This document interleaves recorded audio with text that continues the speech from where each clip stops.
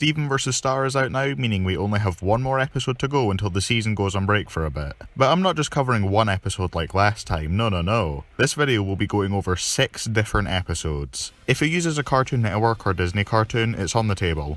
This is already going to be super long, so let's start this off before I realise how much of a mistake this is and back out. Also, be careful not to misinterpret Beast's golden tree feat. Beast vs. Goliath was always going to have a hard time sticking out when its release was sandwiched between my 2 favourite episodes of all time. And huge shocker, it didn't. This episode is a slog to get through, and considering it's on the shorter side, that's actually quite impressive. I found the analysis boring, with the occasional joke I found somewhat funny, like one shit ton, and I'll specifically claim that's bullshit.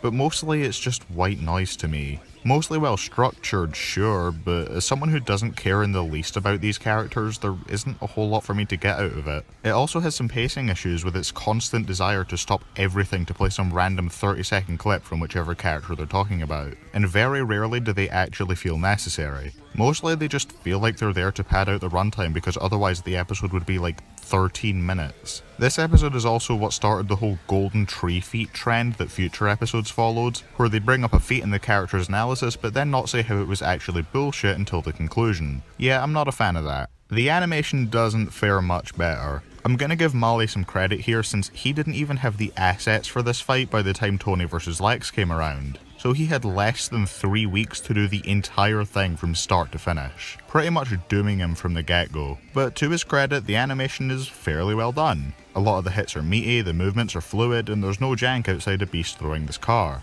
My problem with the animation isn't the quality of it, it's the writing. This entire fight is vicious and animalistic, with both feeling like they're tearing into each other with every hit. And that would be fine if this was like John Talbane vs. Saberwolf, or my personal favourite matchup of all time, Lizard vs. Killer Croc. But the whole reason these two are fighting at all to begin with is because while they look like monsters, they're really just misunderstood. They're intelligent and heroic characters who go against what their appearances would imply. So really, this animation misses the most fundamental connection for the fight and misrepresents the characters terribly. That's an issue I have with the death too. It brings it down from pretty great to just decent for me. Though the shot at the end I noticed is just a single PNG that doesn't even fit well on the screen at points, whoops.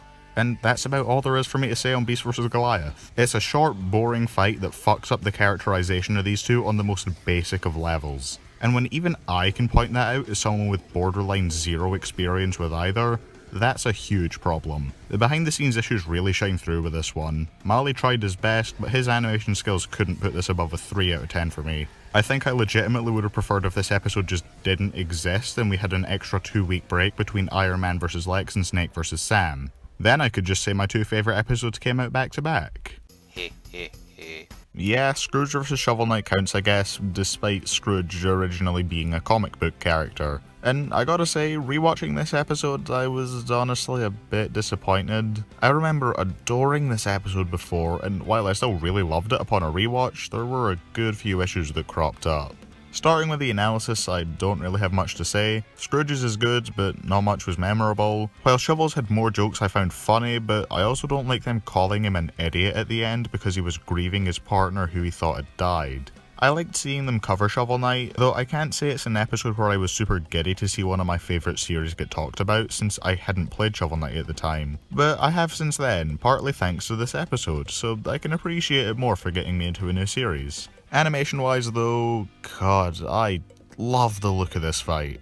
It's got this lovely 16-bit aesthetic which fits these two perfectly. The low pixel count doesn't stop the fight from being really expressive though. Shovel's sprites have a ton of edits at points to make him way more emotive, and there's some fun hand-drawn stuff at points as well. It's not even just visuals, the sound design feels very retro and helps make the fight way more immersive. It means the hits don't feel nearly as meaty, but I don't care at all since it's a stylistic choice that I think really works. The setup is, well, I'm not that big on Shovel Knight breaking in and robbing a dude's house, but Scrooge retaliating with violence feels in character. Then we get the actual fighting, which is really fun. Admittedly, I wish we could have seen more of Shovel Knight's relics get used. I mean, there was no Phase Locket, no Chaos Orb, no Mobile Gears, no Inkers, but we still got some cool uses of the Flare Wand, Dust Knuckles, and even the Fishing Rod, which surprised me. I also really like the shot of him bouncing over Scrooge's projectile onslaught with the shovel drop.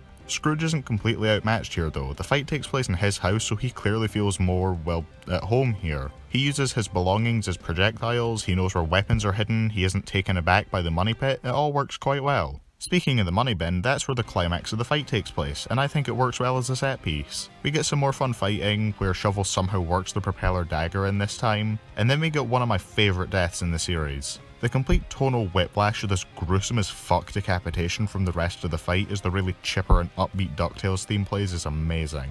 Not to say the climax is free of issues though, I don't think Scrooge's guns needed to be literally spelled out.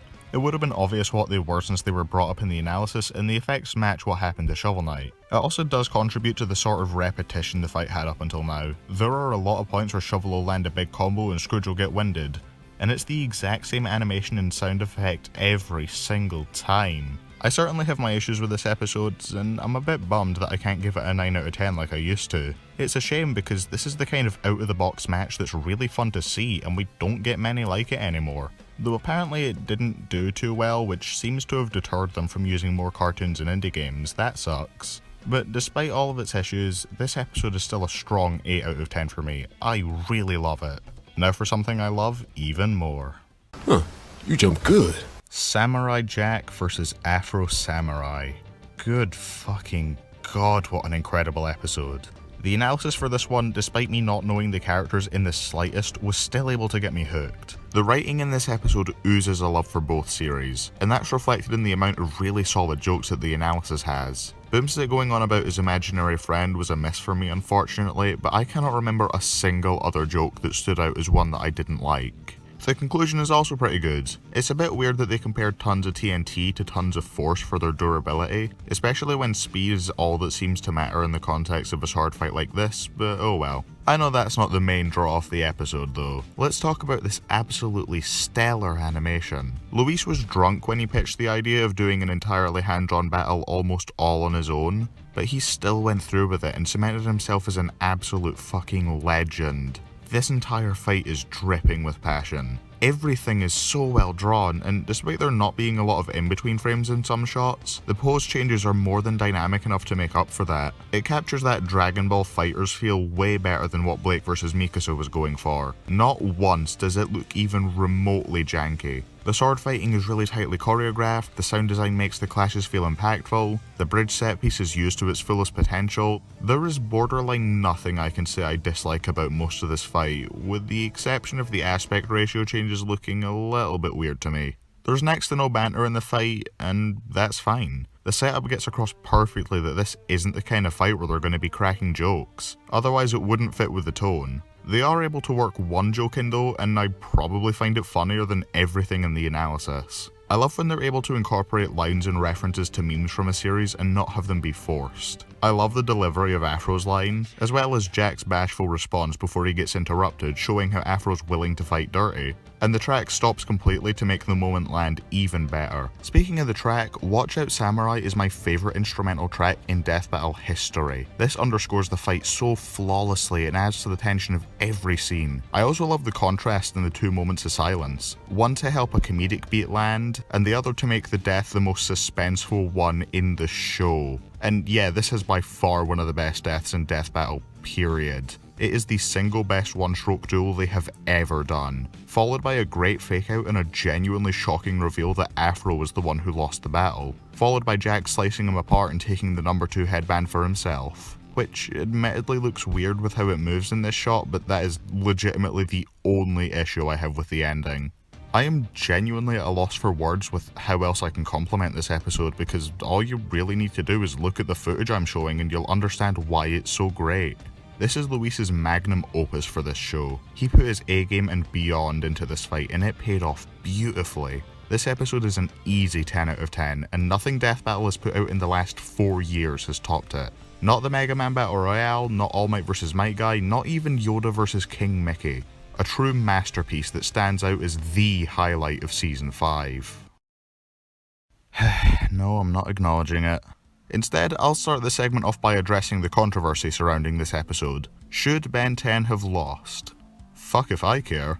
I have a nostalgic connection to Ben 10 and I find Green Lantern's power set cool, but that is about the extension of my stakes in this match. It's Alien X versus a DC Herald, baby. The perfect storm of unfun characters to discuss stats for. If it was up to me, I'd have them both lose. Also, I'm not a versus debater. I haven't researched these characters, so I legitimately could not care less if how winning is right or not.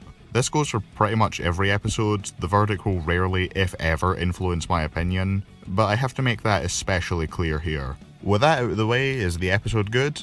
I think so, yeah. I was worried rewatching the analysis because the first few jokes in Ben's segment kinda sucked, but it picks up after Boomstick calls Vilgax hentai face. The jokes are generally funny in both segments. I loved the visual gag with the yellow elephant, and the moment where Wiz and Boomstick fist bump each other was nice. I like when they get more amicable moments like that to remind us that these characters are friends.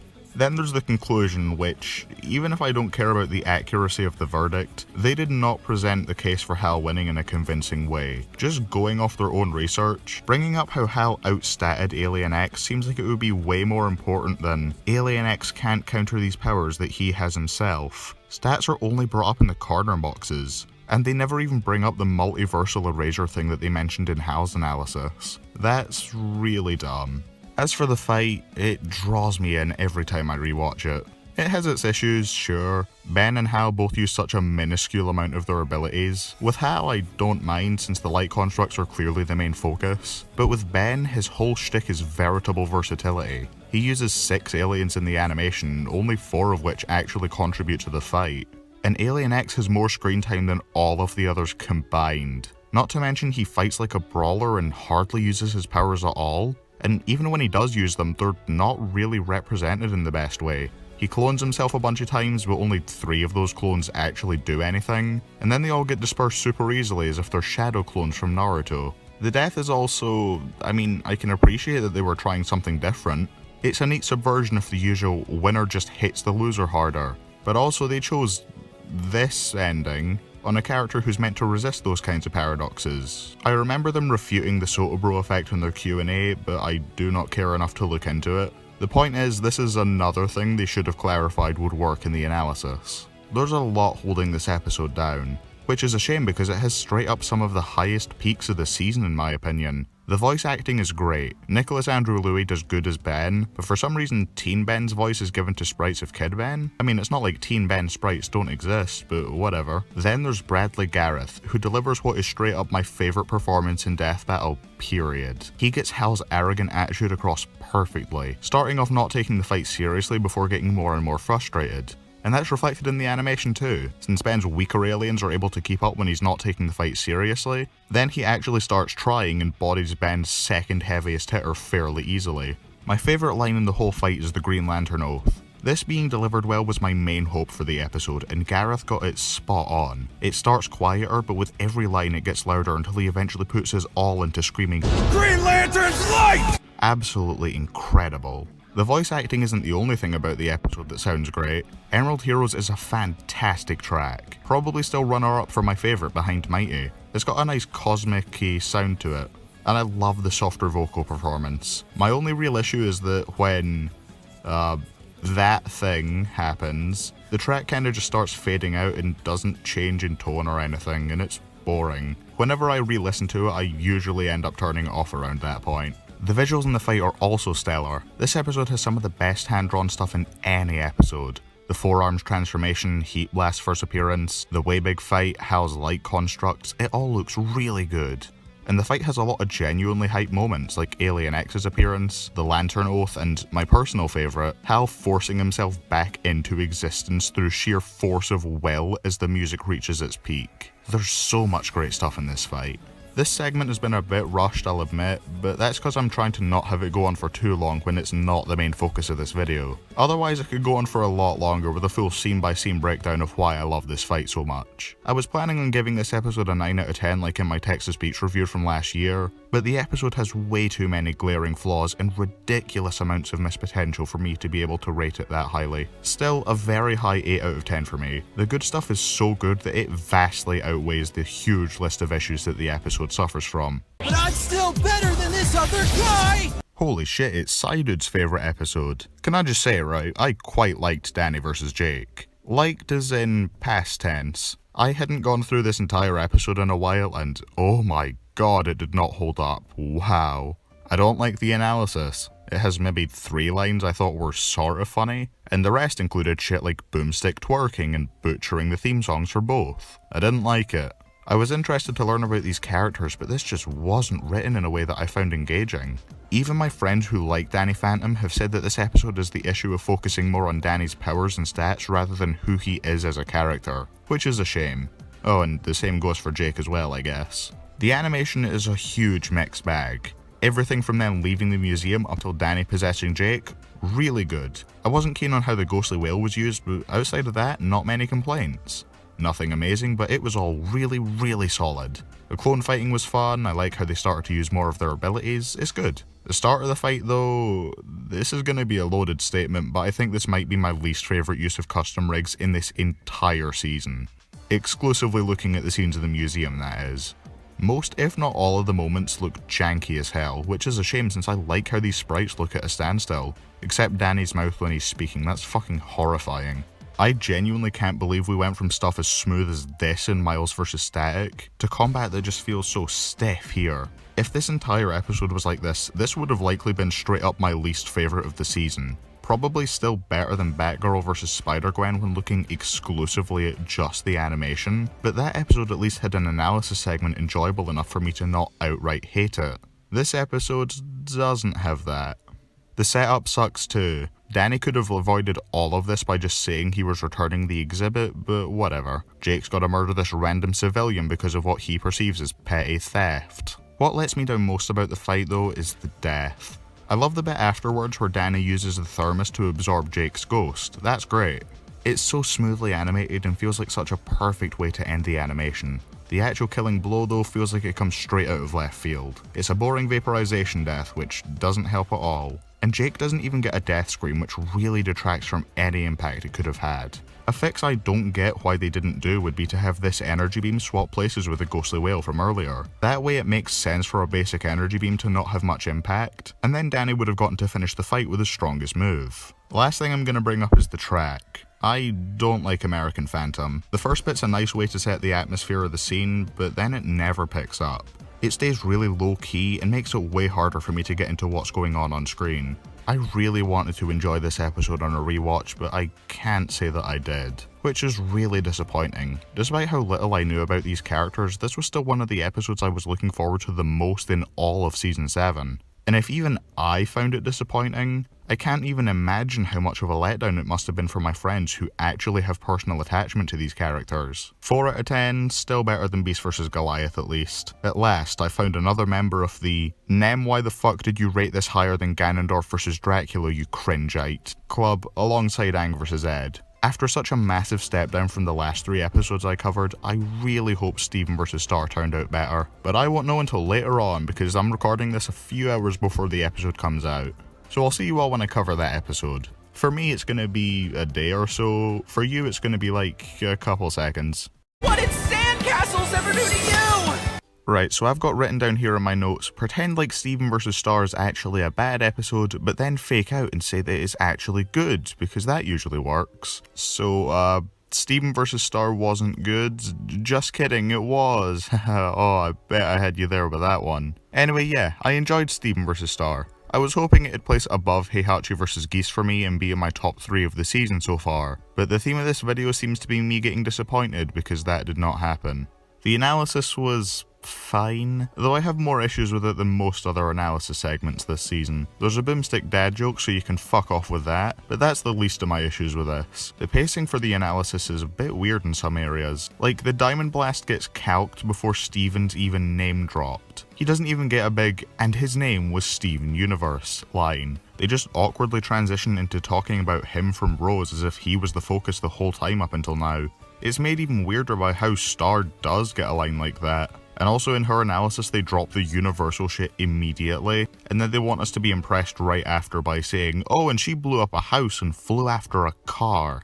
In regards to positives there though, I enjoyed hearing them talk about Steven Universe. The Godzilla jokes regarding Kaiju Steven were solid, and the cutaways were so bizarre, and the last one didn't have a punchline really, but I still kinda loved them.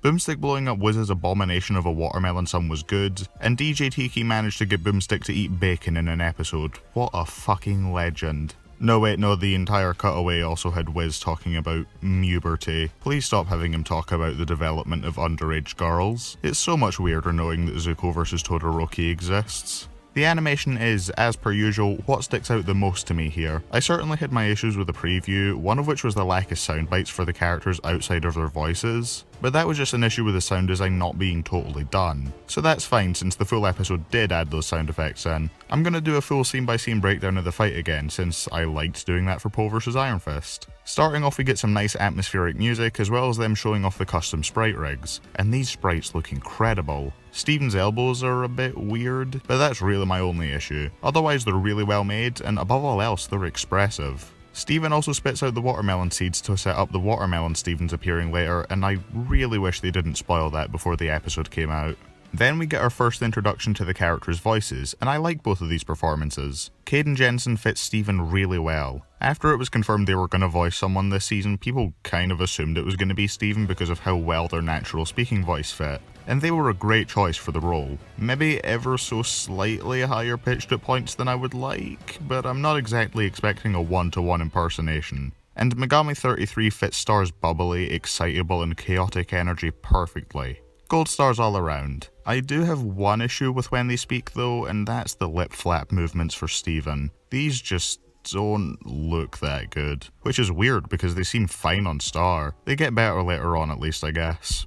The setup is great. Steven isn't putting up with Star's shit, and Star escalates the conflict by trying to resolve it. I don't know Star that well at all, but my friends who do say that this is pretty spot on characterization. Steven also does the Cloud Strife faceplant, and that's amazing. Now the fight is underway and we get to see them flexing more great expression work and some really nice looking effects for Steven's shields, Star's magic blast, and this really nice looking rainbow. Star shoots some lasers and looks fucking livid for some reason, even though she's trying to cheer him up. I don't get that at all. Then we get a really funny exchange between the two, which is about all I like from this shot because the hand-to-hand here is, not the greatest. The movements are stiff and the frame rate from Blake vs Mikas is somehow also spilled out over here. Oh wait, no, the dialogue isn't all I like about this scene. The music is great as well. Stars of the Universe is a pretty fun track. It captures the feel of both series quite well, and I noticed a few points where I could hear them incorporating parts of the Steven Universe OST.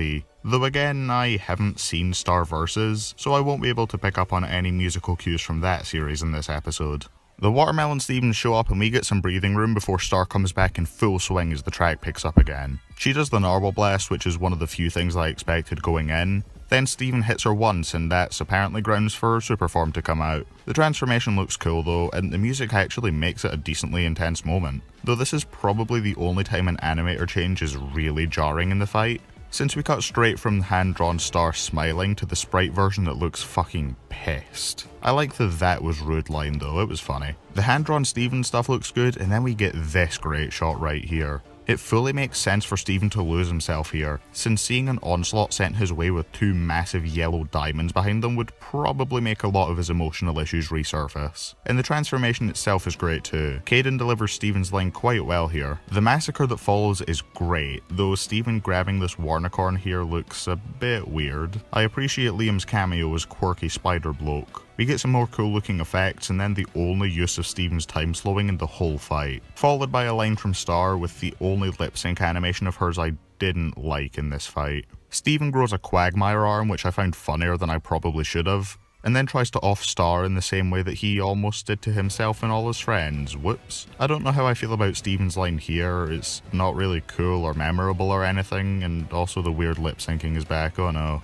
Steven warps Star's wand away, which is a scene I found a little weird. Why is Star so upset about this when they made clear in the analysis that her wand is just training wheels, and that she doesn't need it to use her strongest magic? It also feels a bit weirdly paced. She starts crying about it pretty much as it's going away rather than giving her like half a second to process it and then react. Spider Liam continues to be the GOAT, and then Star just nukes everyone and everything around them, including this rabbit, so fuck you for that. And the death is just lame. I don't know how else they were supposed to end it without an uncharacteristic amount of gore, but Star is super versatile. I'm sure they could have come up with something. My friends brought up Star drowning him in maple syrup as a joke, but honestly I would have preferred that over the 7th incineration death of the season. The only people who didn't get directly exploded so far have been Geese and Lex Luthor, but Geese's death is still fairly close to an incineration death, and Lex exploded after he got cut anyway.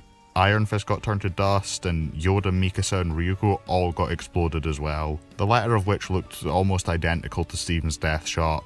Right down to how it looks like they gave him breasts for some reason. I love what comes after the death though. For a shot with no blood in it, this is pretty gruesome. Star doesn't care about killing a guy, but I don't know her well enough to be bothered about if it's out of character. The ribbon's a neat callback to the sandcastle contest from the start, and it closes with a Star wipe transition from Steven Universe, which is a really nice reference. So, Steven vs. Star was a good episode that I quite enjoyed. Massive props to the 9 different animators who worked on this one, but unfortunately this did not live up to the hype that was set by everyone who watched it before me.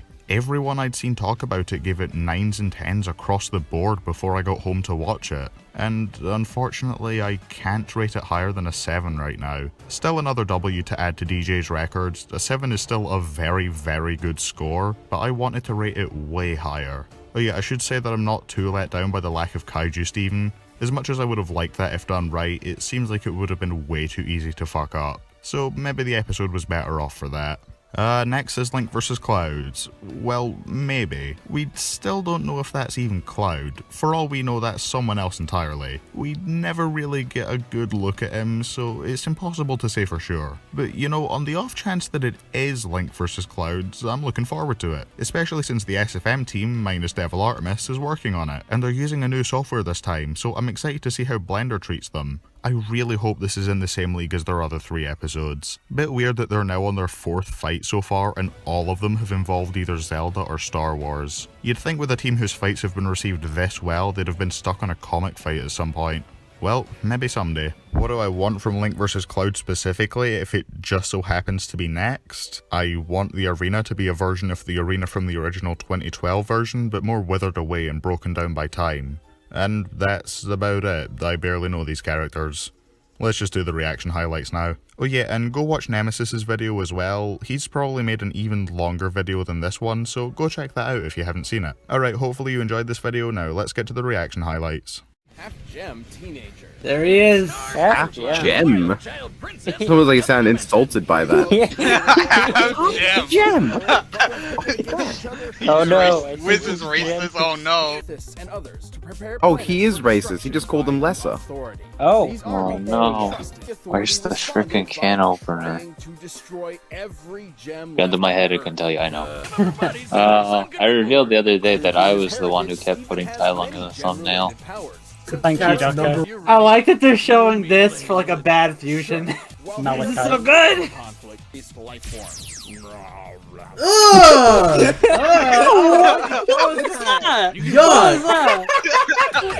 Oh my. Oh, they're going into the full story! Parental trauma will take a toll on anyone's mental state. Shut up. And when Steven gets too Shut up. Oh god, Boomstick's racist too. Shut up. We're not doing this. Oh, they got the time freezing in the corner. I guess they're not gonna use it. Yeah, they're not. Oh, interesting. Warnicorn Stampede! Well, she was told not to use it, so I guess that makes sense. They really want more time-related shenanigans in an episode. I mean, they've already got to deal with Dio later. I mean... It's Glossaric! I saw Glossaric! Him! Needs to be a meme. Why has she got 8 limbs if she's supposed to be a butterfly? I don't know, Nem. I don't know. Bacon? Quirky! That's so quirky. Oh yeah, I'm gonna have to deal with the fact that Origin was able to put in Gumball Viking, but not me. And Red. You'll get an episode. Put in Red and Gumball, they didn't put me in. What did sandcastles ever do to you? Oh, that feels like Steven! I don't know! Wait, they're not Star. No! Yo! What? Ooh! Whoa! That was fast. Some nice hand-drawn stuff. Oh shit! Thanks, Steven! What's wrong with you? Just leave me